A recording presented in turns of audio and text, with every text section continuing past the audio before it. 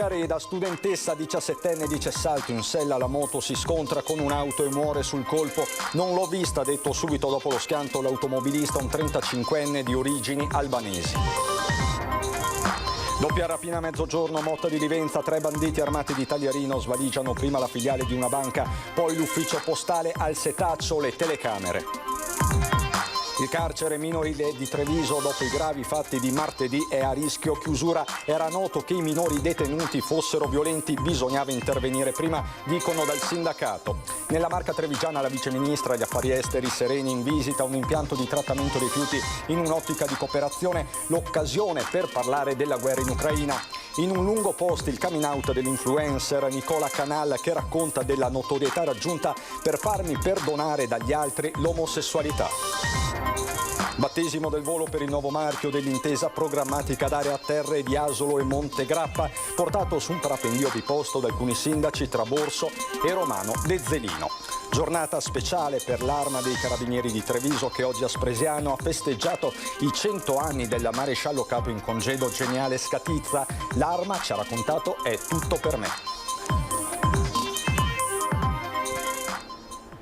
Bentrovati, buonasera telespettatrici, telespettatori di Antenna 3. In primo piano per questa edizione trevigiana dei nostri telegiornali, ancora una volta una tragedia sulle strade della Marca. Questo pomeriggio a Salgareda è costata la vita a una 17enne.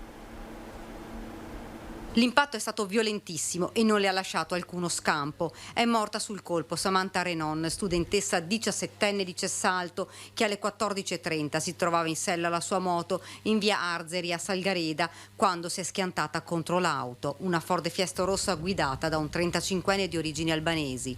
Sul posto ambulanze ed elicottero del SUM 118, gli agenti della Polstrada e anche il sindaco, allertato da un residente che in un primo momento, accanto ad alcuni volontari, ha deviato il traffico. Una bambina di 17 anni che non lo so dove andasse, ovviamente transitava di fatto da Arzeri verso il campo di Pietra, e il signore invece che veniva da Salgareda ha svoltato e dopo le fasi dell'incidente continuava a dire che non l'aveva vista, ma così da quello che posso vedere tutti e due andavano piano, insomma è stata proprio, lui continuava a dire non l'ho vista.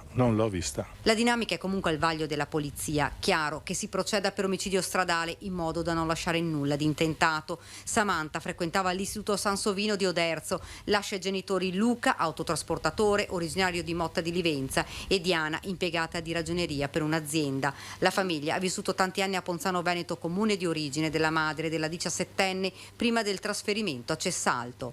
Sul luogo della tragedia sono giunti sia genitori della giovane vittima che dell'automobilista. L'ennesimo dramma sulle strade della Marca, un'altra ferita che si apre. Una tragedia per tutti. Io da lontano ho visto anche, mi sembrava la mamma, sono sincero, anch'io, vabbè, lasciamo stare.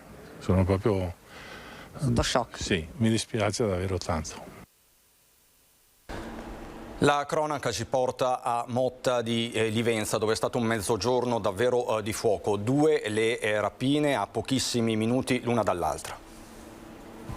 Lo stesso modus operandi, 2 rapine messe a segno a distanza di qualche minuto l'una dall'altra, 3 i malviventi, giovani, berrettino in testa e mascherina sul volto. Il primo colpo poco dopo le 12. Nel mirino della banda, la banca intesa in via Malteo. 2 rapinatori hanno fatto irruzione nell'istituto di credito, un terzo complice è rimasto fuori a fare da palo. Armati, forse con 1 o 2 taglierini, hanno minacciato i dipendenti e si sono fatti consegnare i soldi in cassa. I malviventi hanno agito in poco tempo. Noi sono 7 anni che sono qua, è la prima volta, perciò.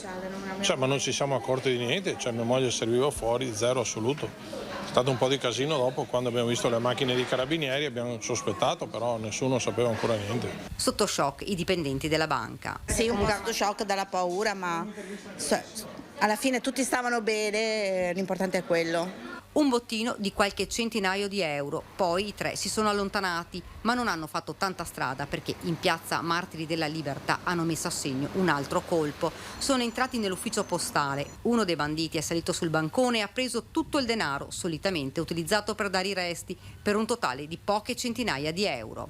Sembra che uno dei due rapinatori abbia colpito al volto uno dei dipendenti dell'ufficio postale che forse aveva tentato di fermarlo. Sul posto sono arrivati i carabinieri della compagnia di Conegliano, immediate le indagini. I tre giovani sembra avessero un accento del sud Italia. I militari visioneranno nelle prossime ore i filmati delle videocamere di sorveglianza. Torniamo sulla rivolta di martedì sera nella sezione minorile del carcere di Treviso. Era noto che i minori detenuti fossero violenti, bisognava intervenire prima, dicono dal sindacato di polizia. Lo stesso carcere minorile sarebbe a rischio chiusura definitiva. L'incendio è stato violento e ha interessato quasi tutta la zona comune. Credo che il futuro dell'IPM di Treviso sia Rovigo. Rimarrà forse il CPA, forse il centro di prima accoglienza. Secondo me l'istituto per minori di Treviso rischia seriamente di essere chiuso. I danni sono tanto ingenti e i fatti così gravi che potrebbero portare alla fine di una storia decennale, quella della sezione minorile del carcere di Santabona. A dirlo Giovanni Vona, segretario regionale del SAP, il sindacato autonomo della polizia penitenziaria. Quanto successo però martedì sera con la rivolta dei giovani detenuti causa la scarsa qualità del cibo, più che un fulmine al ciel sereno, è stato un epilogo annunciato. Nel caso specifico a Treviso si era concentrato una presenza di soggetti pericolosi, soggetti violenti, di soggetti seppur minori ma dalle capacità comunque di poter organizzare quello che è successo. Quindi bastava semplicemente intervenire prima, separarli, allontanarli dalla struttura. Era una struttura fatiscente, vetusta, da chiudere, con alcuni aspetti, a parere mio, vicino a situazioni inumane. Faccio un esempio: vi era il piatto della doccia che all'occorrenza diventava il water, e quindi io ho segnalato questo ai superiori uffici che magari oggi sono lì a fare l'ispezione e mi hanno detto che era tutto normale. Per me non è normale. Insomma, per il SAP c'è poco da stupirsi nelle ore in cui il Dipartimento per la Giustizia Minorile di Venezia, articolazione del Ministero, sta tentando di ricostruire la dinamica ed eventuali responsabilità interne. C'è un'ispezione in corso, adesso andranno a vedere un po', sicuramente sentiranno i colleghi cosa è successo, il perché, insomma, e quindi cercano di costruire quanto già è tutto chiaro. Ripeto, magari cercheranno di deviare. Io mi auguro che mi stia sbagliando, ma l'esperienza mi insegna sempre che quando succedono queste cose qui si cerca il colpevole facile da porre sul banco degli imputati e via. I giovani detenuti si trovano ora in strutture del Sud Italia, mentre sulla vicenda sta indagando anche la Procura dei minori di Venezia. La ricostruzione dei fatti fornita al pubblico ministero dal 36enne marocchino accusato dell'omicidio a Pieve di Soligo dell'83enne Adriano Armelin è per diversi aspetti in contraddizione con l'esito dell'autopsia sul corpo del pensionato, e per questo l'uomo rischia che l'ipotesi di reato a suo carico passi da omicidio preterintenzionale a volontario. Le due cadute riferite dall'indagato non giustificherebbero le lesioni a testa e volto, né soprattutto quelle sul collo e sul torace. L'autopsia esclude inoltre che la vittima sia stata colpita con una bottiglia. L'ipotesi è che sia stato impiegato un altro corpo contundente di cui gli investigatori sono andati in cerca nel corso dei rilievi effettuati nell'abitazione di via Schiratti. E passiamo adesso alla politica, perché nella Marca trevigiana oggi è arrivata la viceministra degli esteri Sereni, che ha visitato l'impianto di Contarina in un'ottica di cooperazione internazionale di tipo ambientale, ma è stata anche l'occasione inevitabilmente di parlare di guerra in Ucraina. L'Italia è comunque in prima fila per cercare di convocare una conferenza di pace. Il nostro paese è dunque pronto ad ogni sforzo diplomatico per riportare la pace in Ucraina al 50° giorno di guerra. È la vice ministra agli affari esteri Marina Sereni ad inquadrare il ruolo dell'Italia quando proprio la diplomazia sembra lasciar spazio solo alle armi. E a proposito dell'invio di armamenti anche da parte del nostro paese, la vice ministra ribadisce: Noi stiamo aiutando un paese sovrano a difendere il suo territorio, il suo popolo, i suoi confini. Detto ciò, non siamo ovviamente per espandere questo conflitto, non siamo per continuare all'infinito questo conflitto. Ma per l'onorevole Sereni non bisogna chiudere nemmeno il più piccolo spiraglio di diplomazia. Continuiamo a percorrere tutte le strade possibili per la diplomazia. È anche vero che tutte le aperture che in questa fase sono state fatte anche dal presidente Zelensky per potersi sedere attorno al tavolo, fermare la guerra, fermare il massacro dei civili, non sono stati accettati dalla controparte, cioè è la Russia che deve smettere di aggredire questo paese. Serve un cessate il fuoco, dice la vice ministra, e le sanzioni alla Russia vanno proprio in questa direzione. L'Italia è parte di questo sforzo, la diplomazia italiana non si è mai fermata, siamo stati individuati dagli stessi ucraini come uno dei paesi garanti qualora si riuscisse a tornare al negoziato e ad andare avanti lungo la strada della neutralità dell'Ucraina, garantire in questo modo la loro sicurezza, quindi l'Italia c'è. È uno dei problemi più dibattuti del momento e riguarda da vicino la vita di tanti cittadini, di tante famiglie. Parliamo della carenza cronica dei medici di base. Questa mattina a Treviso SPI-CGIL e ULSS 2 hanno fatto il punto. L'età media, tenendoci al valore più basso, è di 52 anni e quindi se l'età media è questa significa che ce ne sono moltissimi che sono anche over 60 e over 65. Ad esempio nel 2022 11 pensionamenti saranno proprio di medici over 70. Calcolando circa 1.500 pazienti a medico, sono quasi 17.000 i trevigiani che a stretto giro di posta rischiano di rimanere senza il loro punto di riferimento. L'emergenza, come sempre, sta nei numeri. Non solo i medici di base nella Marca sono sempre meno, ma quelli che restano inevitabilmente invecchiano. Nel 2011 i dottori di famiglia erano 696, oggi 490, meno 206 il saldo. Il fattore anagrafico, confermano dall'ULSS, è la vera mina vagante. Più del 50% hanno più di 60 anni, una parte di questi hanno più di 66 anni. Cosa vuol dire? Vuol dire che domani mattina ci possono salutare e andare in pensione. Il fenomeno interessa un medico su 10, senza considerare che negli ultimi 2 anni c'è chi ha lasciato causa pandemia, soprattutto tra le professioniste. Abbiamo anche visto che lo stress ha colpito tutti e perciò è giusto dirlo, ha colpito anche i medici.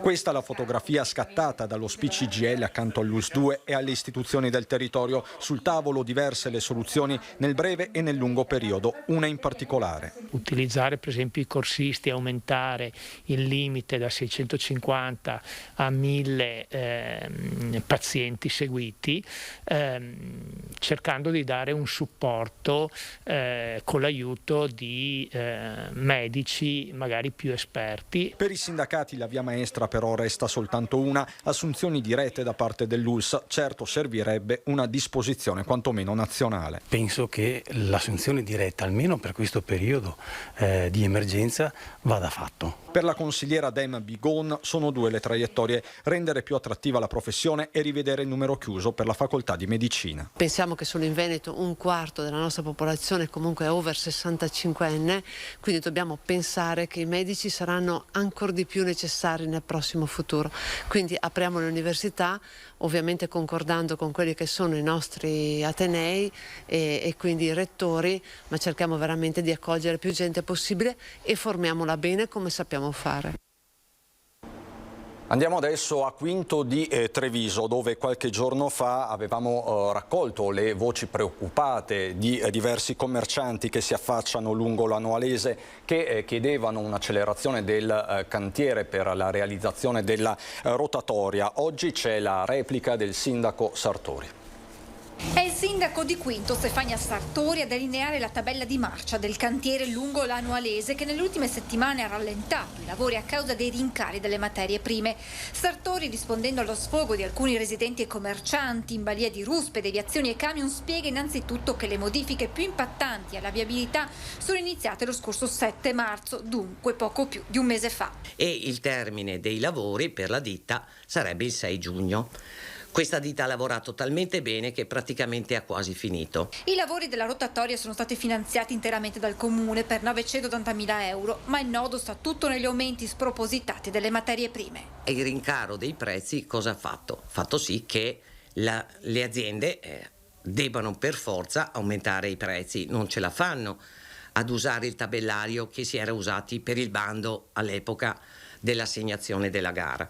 Gli enti pubblici, secondo quanto previsto dal governo, sono tenuti a riconoscere la maggiorazione dei prezzi alle aziende, ma qui sta il vero problema. Però nel contempo non dà modo a noi enti pubblici di ristorare le aziende per quanto riguarda la maggiorazione dei prezzi. Stiamo aspettando le nuove tabelle che dovrebbero emanare. Finché non abbiamo questo, dobbiamo fare delle economie. Taglieremo qualcosa e vediamo cosa si può fare. I tecnici del Comune sono al lavoro per capire quali interventi all'interno del progetto stesso è possibile eliminare o rinviare per trovare i soldi necessari. Ma per il Comune di Quinto ci sono altri progetti che alla luce dei rincari rischiano di rimanere solo sulla carta. Avremo un altro lavoro per il quale abbiamo già avuto un forte contributo, che sono 140.000 euro, il rifacimento dei bagni della nostra scuola elementare, ma i costi anche lì sono lievitati, quindi due sono le scelte: o perdiamo il contributo e non facciamo il lavoro, oppure facciamo il lavoro ma non ho bene i prezzi sotto mano, sì, no, non ricordo bene l'aumento del costo, però so che era sostanziale. Questo dunque il dilemma di tanti sindaci in questo periodo storico. Ieri il Consiglio dei Ministri ha approvato all'unanimità la bozza del decreto PNRR2. Tra le misure previste l'anticipo al 30 giugno della data in cui scatteranno le sanzioni per gli esercenti che non si doteranno di dispositivi per i pagamenti elettronici. Tutt'altro che un dettaglio, come ci racconta Francesca Bozza. Era stata fissata a gennaio 2023 la data nella quale sarebbero entrate in vigore le sanzioni per la mancata accettazione dei pagamenti con POS, ma il Consiglio dei Ministri ha deciso di anticipare alla fine di giugno la scadenza. Già dal 2013 c'era l'obbligo di POS per esercenti e professionisti, ma non erano previste sanzioni. Ce l'abbiamo già, lo usiamo, i clienti lo chiedono. Noi ce l'abbiamo fin da subito e cosa sono passati? Forse 2 anni, adesso non mi ricordo esattamente la data, ma da quando è entrato in vigore noi ci siamo adeguati. Se i contanti restano ancora utilizzati per piccole somme, aumentano i clienti che usano il pagamento elettronico anche per un semplice caffè. Tendenzialmente contanti, anche perché un caffè, insomma, 1,10 euro pagano contanti, però capita che qualcuno paghi anche un singolo caffè con il bancomat.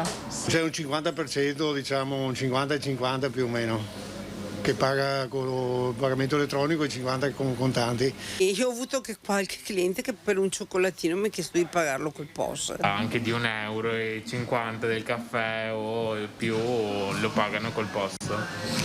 Pochi ultimamente pagano con i contanti. Se ho contanti preferisco pagare coi contanti, spese minime, tipo un caffè lo pago in contanti, spese più grandi pago più col POS. Pago di più in contanti, ma col fatto di poter usare il telefono magari per pagare è molto più comodo e penso che quella sia una cosa che i giovani ultimamente stanno usando tanto. Ma a piacere meno agli esercenti sono i costi delle commissioni. Noi abbiamo dei costi e questo va a riversarsi sui costi dei prodotti che si vendono. Preferiamo con importi piccoli, se hanno contanti preferiamo. Le spese sui POS dovrebbero essere non solo per il commerciante, che ancora si aggrava di un'altra spesa.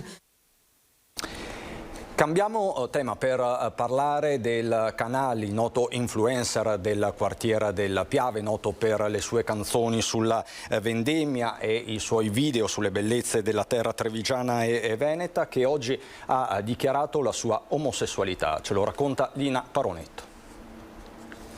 Non il solito post con una foto o un video divertente, questa volta sui social il Canal, l'influencer del quartiere del Piave da migliaia di follower, ha voluto raccontare se stesso e fare coming out. A volte la sorpresa non è dentro l'uovo ma vederlo rotto, scrive Nicola Canal, raccontando delle rotture, delle crepe a cui lui stesso fin da ragazzo ha cercato di porre rimedio, tentando, scrive, di diventare da grande famoso e ben voluto. Desideravo solamente che più persone potessero complimentarsi con me, con i miei amici e con la mia famiglia. famiglia per farmi perdonare la mia omosessualità. E prosegue: per arrivare a capire che non c'era nulla di cui farsi perdonare mi ci è voluto tanto, troppo tempo. Per compiacere il prossimo ho indossato così tante maschere fin dall'adolescenza da farle diventare parte di me. La recitazione, scrive ancora, come mezzo per rendere più facile l'accesso al cuore di persone che si sarebbero chiuse conoscendo una parte di me per loro scomoda. Finalmente oggi mi è chiaro però che prima di compiacere gli altri vorrei piacere a me stesso. E il post ha raccolto in poche ore migliaia di mi piace e messaggi di sostegno e apprezzamento per il coraggio e la franchezza. Ritorniamo a Treviso, dove con un'apposita ordinanza il Comune ha disposto l'abbattimento di 10 alberi pericolanti in viale Cesare Battisti tra il PUT e Piazza Duomo. Esaminati da tecnici specializzati, i pini sono risultati a rischio di cedimento e per l'incolumità pubblica è stato deciso di rimuoverli. Parliamo di alberi compromessi la cui instabilità potrebbe avere conseguenze molto gravi, spiega l'assessore all'ambiente Alessandro Manera. Ci siamo confrontati con i comitati cittadini che con noi hanno condiviso la necessità di mettere al primo posto la sicurezza. In ogni caso, per ognuno dei 10 alberi rimossi provvederemo alla piantumazione di 3 essenze sempreverdi nel territorio comunale. Così l'assessore all'ambiente Manera. E restiamo a Treviso per parlare di sicurezza, una sicurezza fatta con i droni. Immagini di Treviso dall'alto di un drone, uno dei 4 utilizzati dai piloti del nucleo aereo della Polizia Municipale. Agenti addestrati con oltre 50 ore di formazione tecnica presso il 51esimo stormo dell'aeronautica militare nella base di Istrana e altre 40 presso l'aviosuperficie di Nervesa della Battaglia. Oggi la firma dell'accordo che istituzionalizza la collaborazione tra l'Arma Aeronautica e il Comune di Treviso. Perché da quando la Polizia Locale ha inserito tra le tecnologie anche i droni per monitorare il territorio, per dare la caccia agli ecovandali, per rilevare gli incidenti stradali, abbiamo usufruito del 51esimo stormo per la formazione dei nostri piloti e anche per condividere alcune strategie. Quindi oggi abbiamo formalizzato questa collaborazione, questa sinergia tra il 51esimo stormo e il Comune di Treviso attraverso la Polizia Locale, proprio per continuare ad alzare l'asticella della sicurezza nel nostro territorio. Nuove tecnologie per garantire sempre maggiore sicurezza ai cittadini anche di notte. Il comando ha 7 piloti che sono tutti patentati, però questa autorizzazione che ci è stata di fatto rilasciata dall'aeronautica ci permette di lavorare anche in ore notturne. Questo per noi è importantissimo, soprattutto per i controlli di sicurezza urbana e di polizia giudiziaria. Ecco, perché è così importante il drone per la sicurezza della città di Treviso? Ma perché riusciamo con questo occhio tecnologico che riesce a vedere anche a chilometri di distanza, riesce a riconoscere delle lettere a chilometri di distanza e anche di notte con la termocamera per scovare chi magari mette a repentaglio la sicurezza pubblica della città di Treviso. Battesimo in volo per il nuovo marchio dell'intesa programmatica d'area Terre di Asolo e Montegrappa. Queste le immagini davvero suggestive. Dai sindaco, di qualcosa? Beh, è una bellissima esperienza, invito tutti a provarla. E da quassù il panorama è bellissimo e molto molto bella e anche Borso, veramente bella. È una splendida giornata di sole ad accompagnare il volo inaugurale su parapendio biposto delle vele con il nuovo logo dell'intesa programmatica d'area Terre di Asolo e Montegrappa. Con gli istruttori la vice sindaco di Mussolente, i sindaci di Romano De Zelino e di Borso del Grappa, i comuni dove dopo 2 anni di stop a causa Covid i cieli tornano a tingersi dei colori del trofeo Montegrappa. Lei non era al battesimo del volo, le sue terre le aveva già viste dall'alto? Le avevo già conosciute ed apprezzate, però è stata una bellissima esperienza riviverle oggi con questa splendida giornata e poi in compagnia di tanti amici, di tanti colleghi. Una terra dalle grandi potenzialità che da anni lavora in sinergia con l'obiettivo di diventare destinazione turistica e che dal settembre 2021 si è arricchita del riconoscimento di riserva biosfera UNESCO per il Montegrappa, come spiega il sindaco di Pieve del Grappa, Annalisa Rampin, attuale presidente dell'IPA Terre di Asolo e Montegrappa. 14 comuni, forse 15 perché anche Altivole è in procinto di entrare nella nostra intesa programmatica, ma soprattutto anche le associazioni di categoria, per cui un territorio che vuole dimostrare di essere coordinato, di offrire al turista un turismo che è di livello.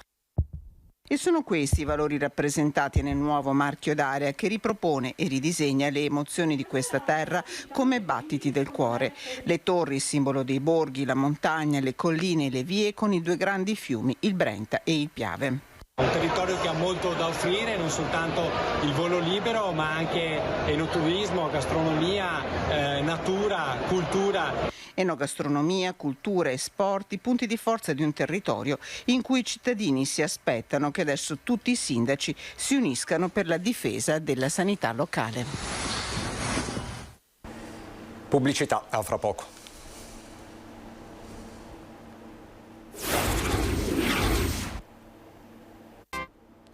Di nuovo in studio per andare a Mogliano e per parlare di un caso che si chiude, quello del quartetto di musicisti multato dalla polizia locale. Si terrà un concerto riparatore.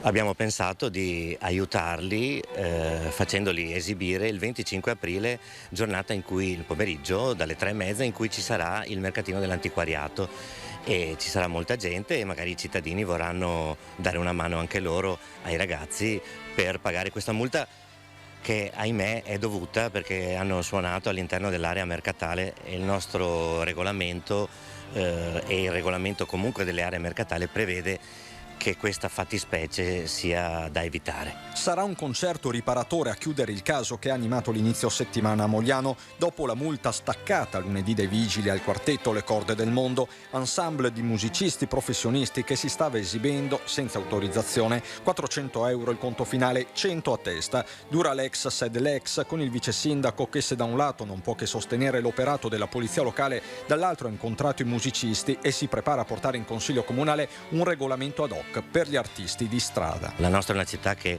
ha sempre dimostrato vicinanza a musicisti, artisti, per cui dobbiamo aiutarli anche in questo caso. Cercheremo dal punto di vista amministrativo, senza farsi prendere dall'emotività, di vedere se ci sono le possibilità di creare un regolamento ad hoc per gli artisti di strada e per quanti vogliono esibirsi nella nostra città. Caso chiuso anche per i diretti interessati che, ospiti della trasmissione Tutto Mattino, hanno ricordato come la pandemia abbia cambiato pure il loro lavoro. Siamo tutti professionisti, diplomati, suoniamo per strada ogni tanto, sì, per fare pubblicità, specialmente durante questo periodo di Covid era molto faticoso trovare i concerti, eventi, quindi anche questo era unica possibilità di esibire per noi. Da qui l'appuntamento del 25 aprile proprio a Mogliano, stavolta con autorizzazione. Sarà la mattina, così possiamo suonare proprio con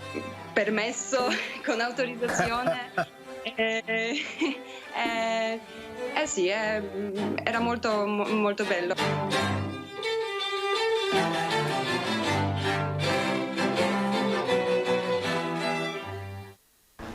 Aperta nel pomeriggio di oggi a Pieve di Soligo la rinnovata piazza Balbi, cuore della città e luogo di incontro per la cittadinanza, sarà inaugurata ufficialmente il 2 giugno, opera terminata in anticipo di una cinquantina di giorni rispetto alla previsione annunciata il 30 giugno dell'anno scorso, quando il progetto è stato presentato alla cittadinanza. Apertura ma anche una risposta del sindaco Stefano Soldan alle opposizioni in Consiglio Comunale che il 1° aprile avevano presentato un'interrogazione con la quale si chiedeva di programmare dei ristori alle attività presenti in piazza, nella piazzetta San Francesco e nel primo tratto di via Vaccari. Con il nostro Lucio Zanato torneremo su questa apertura nelle prossime edizioni.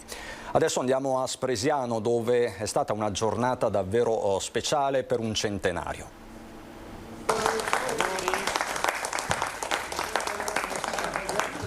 Il maresciallo capo in congedo, Geniale Scatizza, taglia l'importante traguardo del secolo di vita, festeggiato dal sindaco della Pietra che gli ha consegnato una targa ricordo e dagli ufficiali di quell'arma dei carabinieri che ha rappresentato per 47 anni la sua casa. La giornata è iniziata questa mattina con la visita nella sua abitazione di Spresiano del colonnello Magro, comandante provinciale dei carabinieri di Treviso, che ha consegnato al sottufficiale un crest con lo stemma araldico della sua arma. Scatizza, marchigiano di nascita, entra a 19 anni nell'arma dei carabinieri. Nel 1964 diventa comandante della stazione di Spresiano, dove resta per 3 anni fino al congedo. Che ricordi ha di quando era carabiniere, di quando indossava la divisa. Ci vuole un libro per scriverlo. È un'emozione per tutti noi poter festeggiare questo traguardo personale del comandante, che ha dato tanto all'Arma dei Carabinieri, ma soprattutto ha dato tanto alla sua comunità. Quello del maresciallo Capo Scatizza è un esempio di servizio alla comunità e alle istituzioni reso con impegno e orgoglio. Il suo sia un esempio per le giovani generazioni. Gli auguri del presidente del Veneto Luca Zaia, e con un messaggio anche il comandante generale dell'Arma, generale di Corpo d'Armata Teo Luzzi, ha voluto salutare Scatizza, definendolo un prezioso patrimonio da trasmettere. Direi che è un pezzo grosso di storia di Spresiano, e io lo dico sempre, Geniale è un'istituzione per Spresiano, e sentire i suoi aneddoti, i suoi racconti è un valore. Il sottufficiale racchiude in una sola parola il significato che ha per lui e per la famiglia l'Arma dei Carabinieri. Tutto. Abbiamo indossato la divisa della famiglia Scatizza in 6 persone, più la moglie che è nata in caserma ed è uscita da casa di un maresciallo dei Carabinieri. Una bella energia, non c'è che dire. Adesso andiamo a Belluno.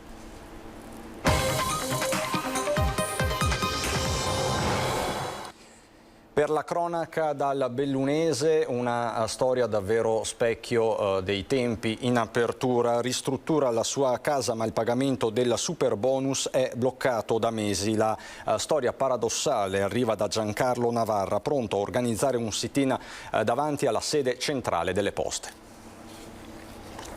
La ristrutturazione di una casa dovrebbe rappresentare un momento di gioia, invece si è trasformata in un incubo per Giancarlo Navarra, insegnante bellunese, che lo scorso anno ha concluso i lavori nella sua casa in comune di Sospirolo. Navarra si rivolge a Poste Italiane per la cessione del credito, convinto di poter essere rimborsato celermente. È il 21 gennaio 2022 quando la commercialista inserisce le fatture nel cassetto fiscale di Navarra all'Agenzia delle Entrate e invia la domanda. Fino al 7-8 di marzo non abbiamo più potuto chiedere nulla.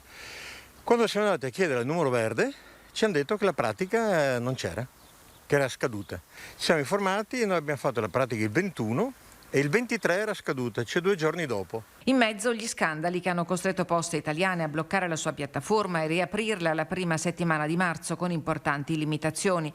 Per la famiglia Navarra inizia un pellegrinaggio, ma call center, numero verde, funzionari, nessuno ad oggi è stato in grado di chiarire cosa sia accaduto e soprattutto di rintracciare la sua domanda protocollata lo scorso 21 gennaio. Abbiamo trovato un muro di gomma totale. Da qualsiasi parte ci siamo mossi abbiamo trovato un muro di gomma. Abbiamo chiesto anche di incontrare il direttore provinciale delle Poste di Belluno, ma non abbiamo avuto la possibilità di farlo. Cioè noi non abbiamo idea di cosa sia successo. La circostanza assai pesante impedisce alla famiglia Navarra di avere un rimborso che è pari a circa 70.000 euro che servono per pagare le imprese che hanno lavorato per la ristrutturazione. Una situazione kafkiana. Il 29 aprile scadrà il termine per attivare la cessione dei crediti del 2021. I tempi stringono e la possibilità di poter avere quel denaro potrebbe dilazionarsi, mentre il signor Navarra si dichiara pronto a manifestare. Mi metto lì con la mia seggiolina, ti prendo i cartelloni e ci scrivo su delle informazioni e mi piazzo davanti alle poste. Siamo a cavallo fra l'incudine e il martello, nel senso che vogliamo fare i sit-in, ma contemporaneamente dobbiamo affrettarci perché non possiamo attendere ancora troppo. La pagina dell'economia, anche attraverso l'attività fieristica, si avverte il ritorno alla normalità e dopo Agrimont il quartiere di Longarone è pronto a ospitare una nuova edizione di Caccia, Pesca e Natura. Torna Caccia, Pesca e Natura, torna in presenza e torna con numeri che fanno ben sperare. 100 aziende da 9 regioni e 10 paesi esteri. Caccia e pesca sono però prima di tutto ambiente e natura, che è uno dei temi fondamentali che sta seguendo Fiera di Longarone. Ho ricordato poco fa Agrimont, che si è appena svolta con tantissima partecipazione e presenza, ma ho ricordato anche la prossima Fiera delle Foreste, Boston e Nord-Est, che avremo a settembre. Quindi ambiente prima di tutto. Importante anche la presenza degli enti pubblici, dalla regione Veneto alla provincia di Belluno a quelle di Ossola e Sondrio. Nei giorni 23, 24 e 25 aprile ci sarà di tutto per parlare di tutto, dal lupo al piano faunistico venatorio, dagli ungulati alla tassidermia, dalla carta ittica regionale al monitoraggio delle lepri.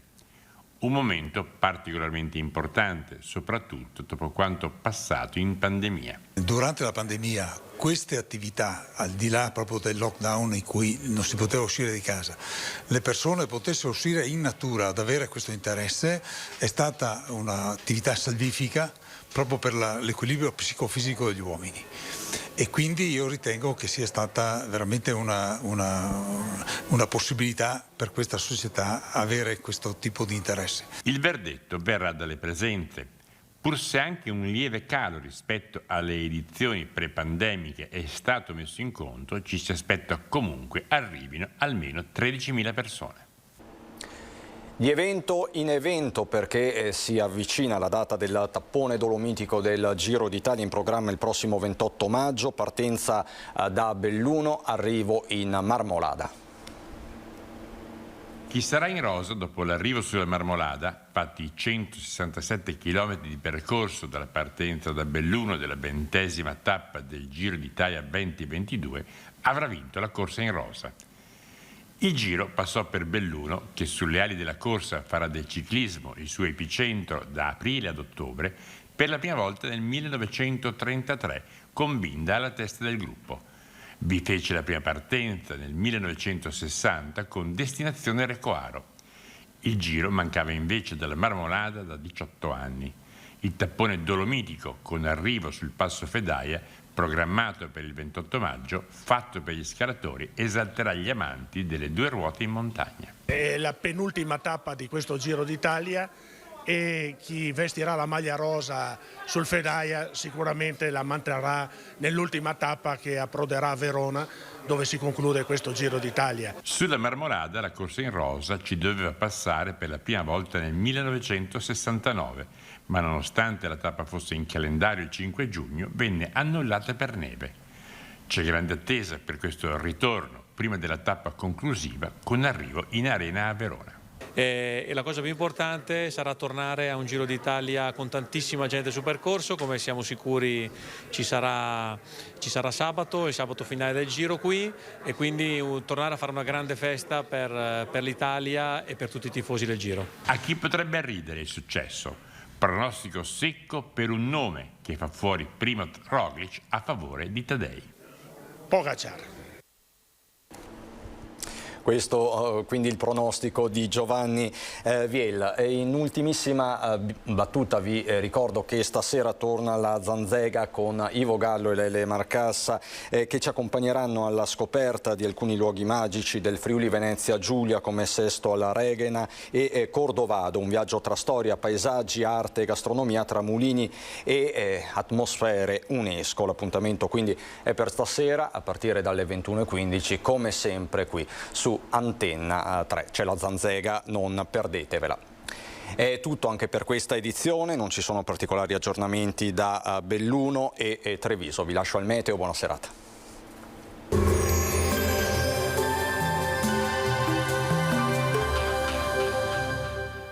Entra nel mondo Lolato. Da oltre 40 anni un team di professionisti per migliorare la qualità della tua vita. Centro del piede con servizi di podologia. Laboratorio per la produzione di plantari e calzature su misura. Benvenuti al meteo.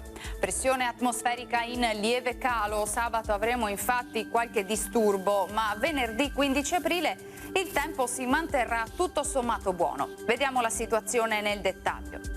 Sul Veneto la grafica ci mostra un contesto tranquillo, tanto sole con cielo sereno o al massimo con poche nubi a carattere sparso. Dal pomeriggio nuvolosità in aumento con occasionali acquazzoni sui rilievi. Temperature stazionarie minime tra 5 e 10 gradi, massime tra i 19 e i 23 gradi all'incirca.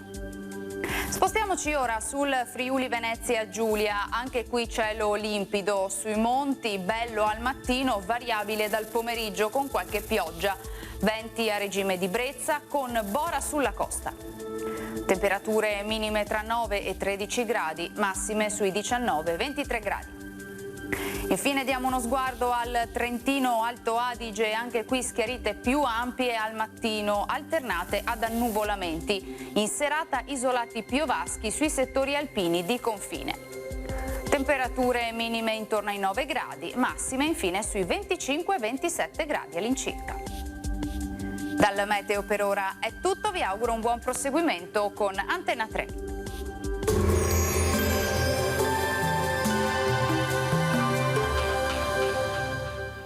Busti, tutori e protesi di arto personalizzati. Ortopedia e sanitaria Lolato. A Treviso e Montebelluna.